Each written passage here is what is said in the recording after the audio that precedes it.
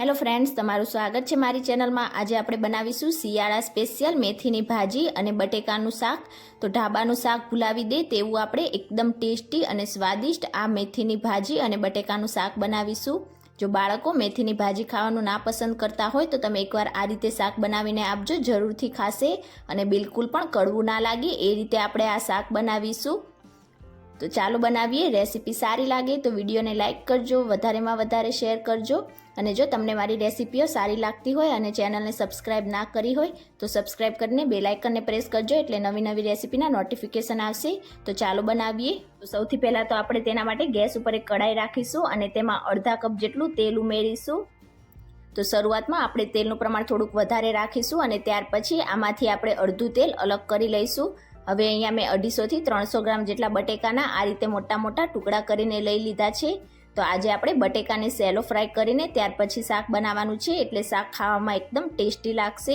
હવે સૌથી પહેલાં તો આપણે બધા જ બટેકાને તેલમાં એકદમ સારી રીતે મિક્સ કરી લઈશું અને મીડિયમ ટુ હાઈ ગેસની ફ્લેમ પર બટેકા ઉપર હલકો લાઇટ બ્રાઉન કલર ના આવી જાય ત્યાં સુધી આપણે બટેકાને આ રીતે ચલાવતા જઈને સેલો ફ્રાય કરીશું। તો જો તમે મેથીની ભાજી અને બટેકાનું શાક બનાવવામાં બટેકા બાફેલા ઉપયોગ કરતા હોય તો તેની જગ્યાએ આ રીતે બટેકાને તેલમાં સેલો ફ્રાય કરીને ત્યાર પછી તેનો ઉપયોગ શાક બનાવવામાં કરશો તો શાકનો ટેસ્ટ 100 ગણો વધી જશે। એકવાર તમે ચોક્કસથી ટ્રાય કરજો। તો અહીંયા થોડીક જ વારમાં તમે જોઈ શકો છો આપણા બધા જ બટેકા ઉપર આ રીતે હલકો લાઇટ ગોલ્ડન બ્રાઉન કલર આવી ગયો છે। તો 80% જેટલા આપણા બટેકા કૂક થઈ ગયા છે, બાકીના આપણે જ્યારે શાક બનાવીશું ત્યારે કૂક થઈ જશે। આનાથી વધારે આપણે બિલકુલ પણ બટેકાને ફ્રાય નહીં કરીએ। ગેસની ફ્લેમ ઓફ કરીશું અને હવે બટેકામાંથી આ રીતે બધું જ તેલ નિતારીને બટેકાને પ્લેટમાં નીકાળી લઈશું।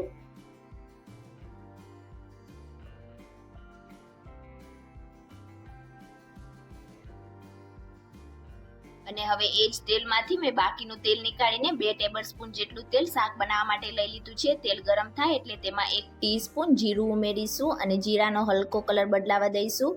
જીરાનો હલકો કલર બદલાય એટલે તેમાં 1/4 ટીસ્પૂન હિંગ ઉમેરીશું અને હવે તેમાં 2 મીડિયમ સાઇઝની ડુંગળીને આ રીતે એકદમ ઝીણી ઝીણી કટ કરીને ઉમેરીશું। ગેસની ફ્લેમ મીડિયમ રાખીશું, મિક્સ કરીશું અને ડુંગળીનો હલકો કલર ટ્રાન્સફરન્ટ થાય અને ડુંગળી હલકી સોફ્ટ થાય ત્યાં સુધી આપણે તેને આ રીતે સાતળીશું। તો અહીંયા ડુંગળી વધારે પડતી બ્રાઉન ના થઈ જાય એ વાતનું તમારે ખાસ ધ્યાન રાખવાનું। હલકી આપણી ડુંગળી સોફ્ટ થાય ત્યાં સુધી જ આપણે ડુંગળીને આ રીતે સાતળવાની છે। તો ડુંગળીને મેં અહીંયા 2 મિનિટ માટે સાતળી લીધી અને આપણી ડુંગળી હલકી સોફ્ટ થઈ ગઈ છે। તો હવે તેમાં 2 મીડિયમ સાઇઝના ટામેટા આ રીતે ઝીણા કટ કરીને ઉમેરીશું। સાથે જ આપણે તેમાં અડધી ટીસ્પૂન જેટલું મીઠું ઉમેરીશું એટલે આપણા ટામેટા જલ્દીથી સોફ્ટ થઈ જશે। મિક્સ કરીશું અને ટામેટાને પણ આપણે હલકા સોફ્ટ થાય ત્યાં સુધી સાતળીશું। તો આ રીતે મેથીની ભાજી અને બટેકાનું શાક બનાવવામાં કાંદા અને ટામેટાનો ઉપયોગ કરવાથી શાક એકદમ સ્વાદિષ્ટ લાગશે। તો આ રીતે ટામેટા હલકા 50% જેટલા સોફ્ટ થાય એટલે આપણે તેમાં મસાલા ઉમેરીશું। 1/2 ટીસ્પૂન જેટલું લાલ મરચું પાવડર ઉમેરીશું કે પછી મરચું તમે તમારા ટેસ્ટ પ્રમાણે વધારે કે ઓછું પણ ઉમેરી શકો છો। 1 ટીસ્પૂન ધાણા પાવડર ઉમેરીશું, અડધી ટીસ્પૂન હળદર પાવડર ઉમેરીશું। હવે બધા જ મસાલાને આપણે સારી રીતે મિક્સ કરીશું અને 1 મિનિટ માટે મસાલાને મીડિયમ ગેસની ફ્લેમ પર સાતળીશું।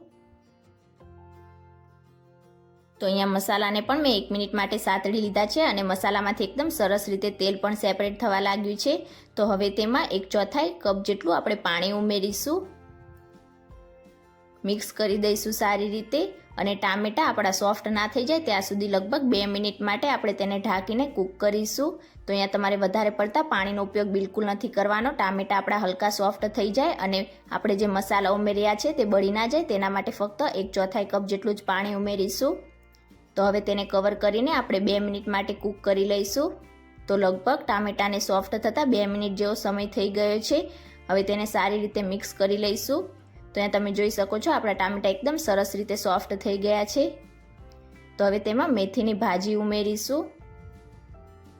તો અહીંયા મેં 1.5 બંચ જેટલી મેથીની ભાજીને આ રીતે સૌથી પહેલાં તો સારી રીતે ધોઈને કોરી કરી લીધી અને ત્યાર પછી આ રીતે તેના પાનને અલગ કરી લીધા છે। તો અહીંયા આજે આ શાક બનાવવામાં આપણે મેથીની ભાજીને કટ નથી કરવાની, ફક્ત આ રીતે આપણે પાનને અલગ કરીને ડાયરેક્ટ જ શાક બનાવીશું એટલે તમારું શાક બિલકુલ પણ કડવું નહીં લાગે। અને મેથીને તમારે હંમેશા પહેલાં સાફ કરીને ત્યાર પછી કોરી કરીને તેના શાક બનાવવામાં ઉપયોગ કરવાનો, એટલે તેમાં જે પોષક તત્વો હોય છે તે બિલકુલ પણ દૂર નહીં થાય। જો તમે મેથીને ભાજીને કટ કરીને ત્યાર પછી વોશ કરશો તો તેમાં જે પોષક તત્વો હોય છે તે બધા જ દૂર થઈ જશે. તો હવે આ રીતે આપણે પહેલાં અડધી મેથીની ભાજી કડાઈમાં ઉમેરીશું, મિક્સ કરીશું અને ત્યાર પછી આપણે બાકીની ભાજી ઉમેરીશું. તો શરૂઆતમાં તમને આ રીતે મેથીની ભાજી વધારે લાગશે, પણ આપણે તેને હાઈ ગેસની ફ્લેમ પર મિક્સ કરીશું એટલે થોડીક જ વારમાં તે એકદમ સોફ્ટ થઈ જશે. તો થોડી વાર માટે આપણે ગેસની ફ્લેમ હાઈ કરીશું અને મેથીને એકદમ સારી રીતે મિક્સ કરીશું. તો થોડીક જ વારમાં તમે જોઈ શકો છો આપણી બધી જ મેથીની ભાજી એકદમ સરસ રીતે સોફ્ટ થઈ ગઈ છે. તો હવે જે બાકીની બચેલી મેથીની ભાજી હતી તે પણ આપણે ઉમેરીશું. મિક્સ કરી દઈશું સારી રીતે. તો આટલા માપમાંથી તમે 4 લોકોને સર્વ કરી શકો એટલું તમારું શાક બનીને તૈયાર થશે. તો અહીંયા તમે જોઈ શકો છો આપણી બધી જ મેથીની ભાજી એકદમ સરસ રીતે મિક્સ થઈને સોફ્ટ થઈ ગઈ છે. હવે તેમાં 2 થી 3 ટેબલ સ્પૂન જેટલું પાણી ઉમેરીશું. તો વધારે નહીં, ફક્ત 2 થી 3 ટેબલ સ્પૂન જેટલું જ પાણી ઉમેરીશું. એટલે આપણે જ્યારે તેને કૂક કરીશું ઢાંકીને એટલે કડાઈના તળિયે મેથી બિલકુલ પણ ચીપકશે નહીં. મિક્સ કરી દઈશું અને હવે તેને ઢાંકીને આપણે મીડિયમ ગેસની ફ્લેમ પર 3 મિનિટ માટે કૂક કરીશું.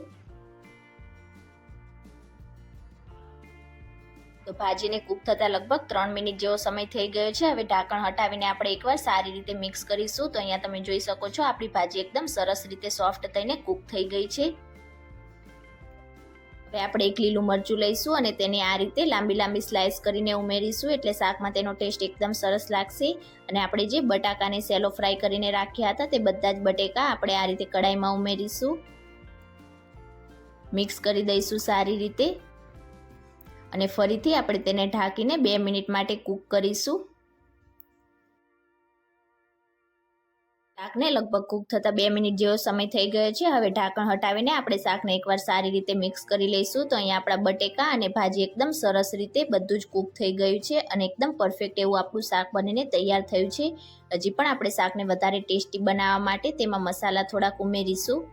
અડધી ટીસ્પૂન રેડ ચીલી ફ્લેક્સ ઉમેરીશું. જો રેડ ચીલી ફ્લેક્સ ના હોય તો તમે તેની જગ્યાએ લાલ મરચું પાવડરનો ઉપયોગ કરી શકો છો, પણ તેનાથી એકદમ સારો એવો ટેસ્ટ આવશે. સ્વાદ પ્રમાણે આપણે મીઠું એડજસ્ટ કરી લઈશું. અડધી ટીસ્પૂન જેટલો આમચૂર પાવડર ઉમેરીશું. જો આમચૂર પાવડર ના હોય તો તમે તેની જગ્યાએ લીંબુના રસનો ઉપયોગ પણ કરી શકો છો. આ રીતે અડધી ટીસ્પૂન જેટલો આમચૂર પાવડર ઉમેરવાથી મેથીની ભાજી અને બટેકાના શાકમાં એકદમ ટેસ્ટી, ચટપટો અને એકદમ સ્પાઇસી એવો ટેસ્ટ આવશે. મિક્સ કરી દઈશું સારી રીતે. તો અહીંયા આપણું એકદમ ટેસ્ટી એવું મેથીની ભાજી અને બટેકાનું શાક બનીને તૈયાર થઈ ગયું છે. તો હવે ગરમા ગરમ શાકને આપણે સર્વિંગ કડાઈમાં સર્વ કરીશું. તો તમે ક્યારે આ રીતે મેથીની ભાજી અને બટેકાનું શાક ઘરે ના બનાવ્યું હોય તો એકવાર આ રેસીપી જરૂરથી ટ્રાય કરજો. એકદમ ઝડપથી બની જાય છે. અને જો બાળકો મેથીની ભાજી ખાવાનું ના પસંદ કરતા હોય તો તમે એકવાર આ રીતે શાક બનાવીને આપશો તો વારંવાર બનાવવાની જીદ કરશે, એટલું ટેસ્ટી લાગશે. તો આજની મારી રેસીપી તમને કેવી લાગી મને કમેન્ટ કરીને ચોક્કસથી જણાવજો. રેસીપી સારી લાગી હોય તો વિડીયોને લાઇક કરજો, વધારેમાં વધારે શેર કરજો અને ચેનલને સબસ્ક્રાઇબ કરીને બાજુમાં રહેલા બેલ આઇકન બટનને પ્રેસ કરજો એટલે નવી નવી રેસીપીના નોટિફિકેશન આવશે. Thank you for watching.